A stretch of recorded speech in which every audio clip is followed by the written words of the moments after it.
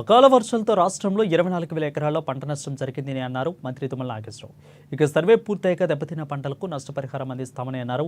సిద్దిపేట జిల్లాలో పలు మండలాల్లో వర్షాలకు దెబ్బతిన్న పంటలను మంత్రి పొన్నం ప్రభాకర్తో కలిసి పరిశీలించారు. ఇక రైతులెవరూ కూడా అధైర్యపడవద్దని అన్నారు. కాంగ్రెస్ సర్కారు అన్నదాతలకు ఎప్పుడు అండగా ఉంటుందని అన్నారు మంత్రి తుమ్మల నాగేశ్వరరావు.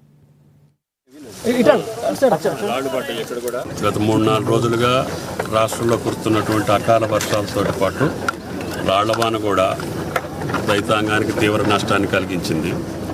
గౌరవ ముఖ్యమంత్రి గారు వీలైన దగ్గర ఎక్కడైతే నష్టం జరిగిందో అందరికీ వాళ్ళని ఆదుకోవాలి కాబట్టి స్థానిక ప్రజాప్రతినిధులతో పాటు జిల్లా కలెక్టర్ కూడా ఆదేశాలు ఇచ్చాము.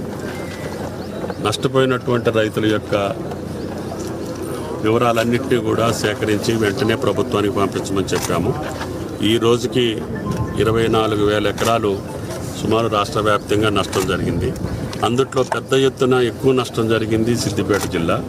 అందుకని ఈరోజు సిరిసిల్ల వెళ్తా సిద్దిపేట కలెక్టర్ గారికి కూడా విజ్ఞప్తి చేశాము. మీ దగ్గర నష్టపోయినటువంటి ప్రాంతాలు కొన్ని చూద్దామని. సాయంత్రం మళ్ళీ కొన్ని ప్రాంతాలు చూడటానికి ప్రయత్నం చేస్తాను. తప్పకుండా నష్టపోయినటువంటి రైతుకి ప్రభుత్వ పరంగా సహాయం అందించడానికి ముఖ్యమంత్రి గారు, కేబినెట్